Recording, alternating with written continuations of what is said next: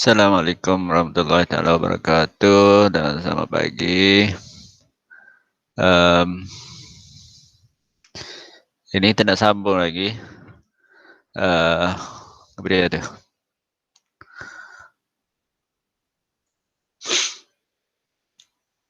Ubahan bergabung.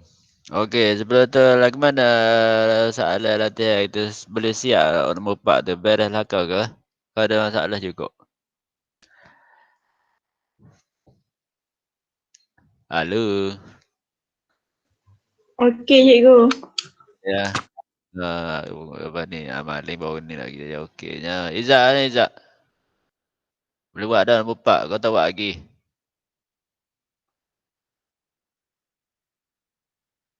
Izzat. Kau masuk selimut mula dah Izzat.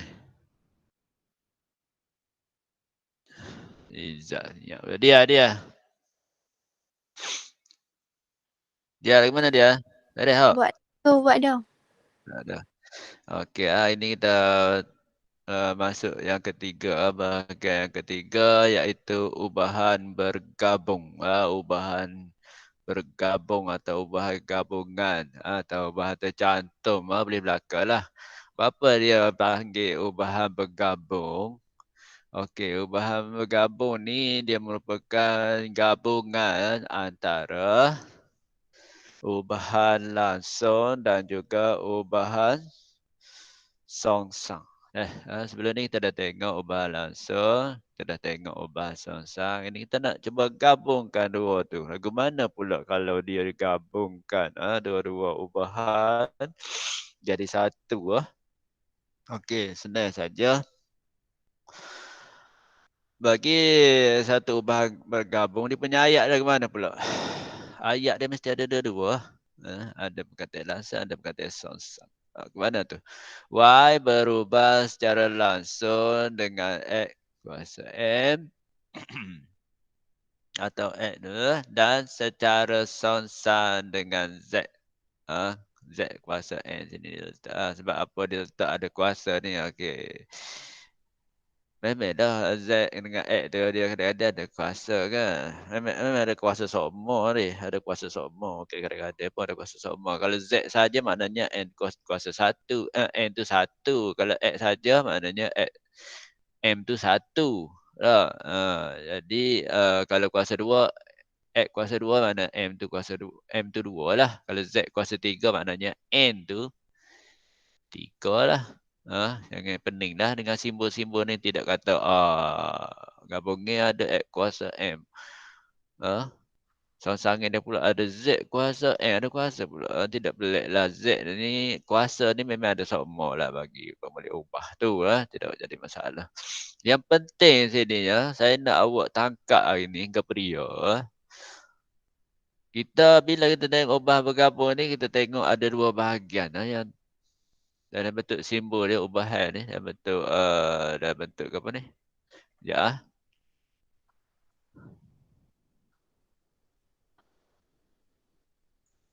Okey, kita perhati dalam kotak merah saya buat ni kan. Kotak merah ni. Ni. Bila ubahan bergabung, kita ada atas dan bawah. Dulu kita ada satu per kan.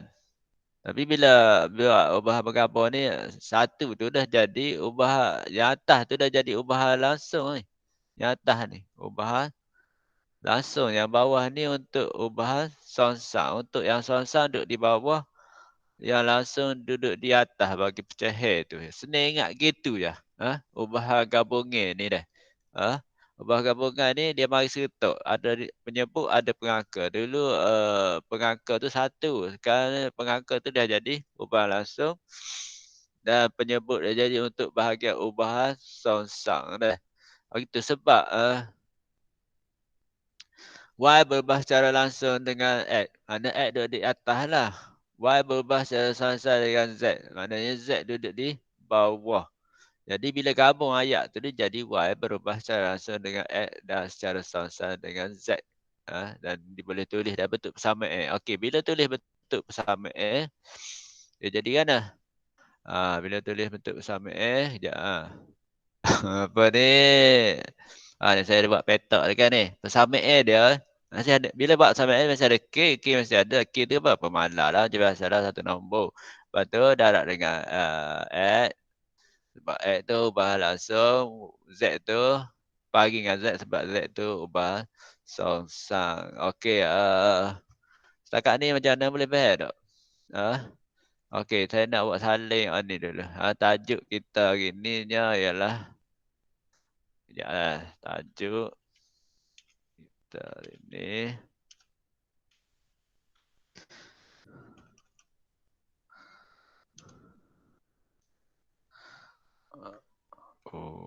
Bahan. Ya. Bahan gabungan. Bahan gabungan ikut dia lah. Bahan gabungan dah. Okey, nak salin mana tu? Okey, kita salin yang ni lah. Ni ada bawah tajuk bahan gabungan atau bahan bergabung, kita salin yang ni. Okey. Salin dulu. Sambil-sambil nulis lagi tu. Biar gerak sikit. Jalan sikit otak tu. Okey, sudah tu dah lama dah sudah tu. Okey, kita tengok pula yang seterusnya. Contoh dah lah. Lagi mana contoh? Contoh ya.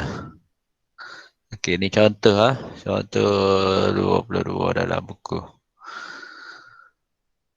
Okey, diberi bahawa Y berubah secara langsung dengan kuasa 2X dan secara songsan dengan punca kuasa 2Z. Jika Y sama dengan 8 apabila X sama dengan 4 dan Z sama dengan 36. Ungkapkan Y dalam sebutan X dan Z. Maknanya kita nak nilai-nilai. Kita nak cari nilai K lah ni. Nak cari nilai K lah.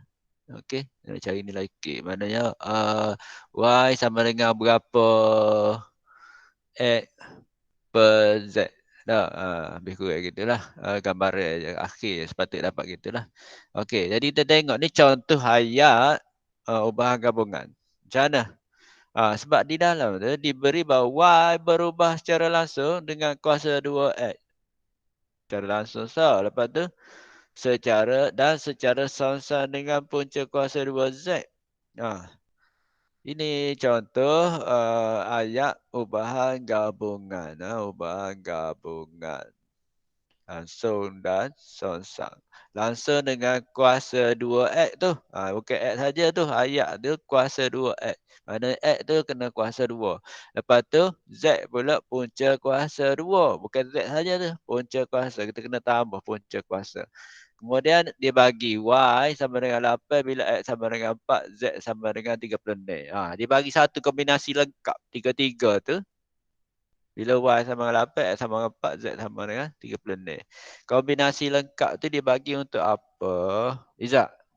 Ada kau Izzat? Izzat? Ya. Dia bagi kombinasi Y X dengan Z tu buat apa Izzat? Untuk apa? Apa guna Izzat? Saya garis mana pink tu. Y sama dengan 8. Apa? Betul. Dia bagi kombinasi yang lengkap. Yang pertama dalam soalan tu kena tahu lalu ni tujuan dia untuk dapatkan K. Saya nak faham gitu. Baca soalan tu faham selalu. Tidak bengong gitu. Tak sih. Kita baca soalan itu tahu dia beri ni buat apa. Dia nak apa. Soalan dia kena jawab tu siapa mana. Biar tahu. Ni soalan pula. Ungkapkan Y dalam sebutan X dan Z. Maknanya kita bagi persamaan je lah. Persamaan yang mana K tu kita telah tahu nilai dia. Okey, macam mana penyelesaian dia? Tengok dah depan ni saya bagi salin lah.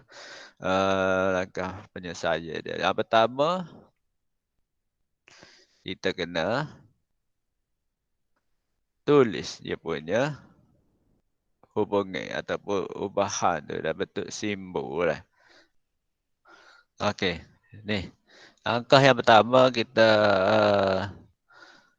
tulis hubungan dia lah bentuk ubahan tu. Jadi kita ada Y berubah secara langsung dengan X kuasa 2. Tu. Lepas tu Y berubah secara songsan dengan punca kuasa 2Z. Jadi macam ni lah. Langkah yang pertama. Kita tulis dalam bentuk simbol. Lepas tu kita nak buat apa? Kita tukar pula bentuk persamaan. Bentuk persamaan gini dah lah. Kita akan dapat gini. Sekejap, kita akan dapat.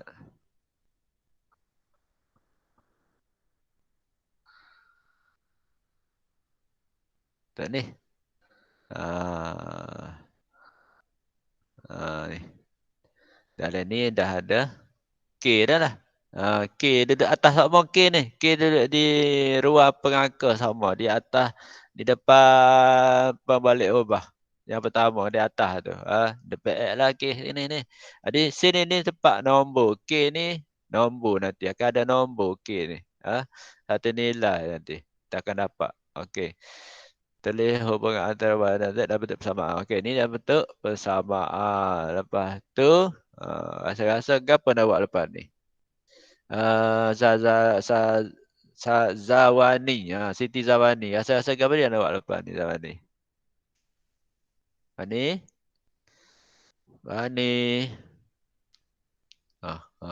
Sudah. Afirah leh. Putus lain. Okey, Zawani. Bagaimana buat ni? Ni tak dengar kau kan. Mahirah. Asal-asal lepas ni nak buat apa? Mahirah. Sudah senyap. Sudah. Fatih. Tak dengar juga.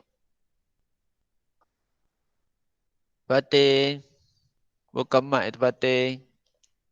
Saya nak interaksi lah. Tak si kecek sogai. Fatih. Tak boleh tekan mic cikgu. Okey, tak apa.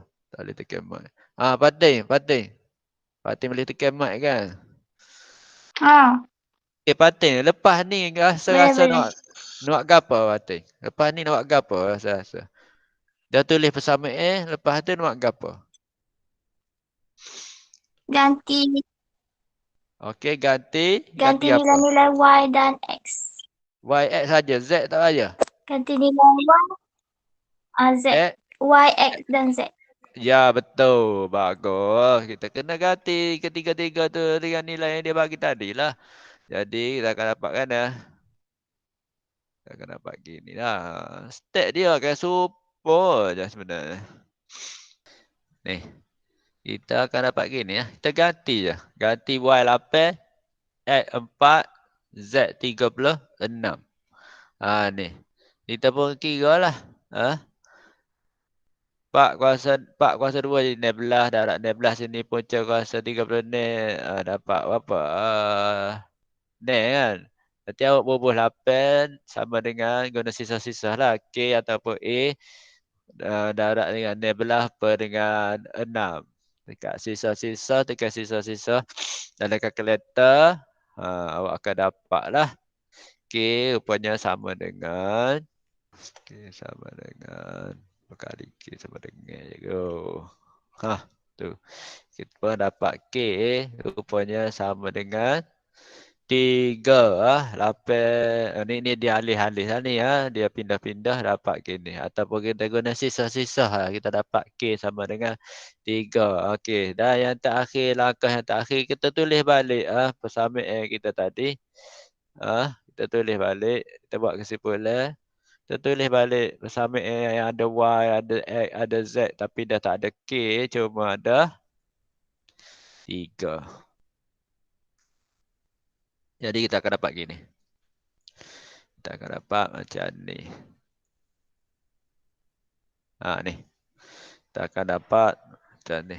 Y dalam sebutan X dan Z. Tak ada dah K. Tak bunyi dah K. K kita dah dapat 3.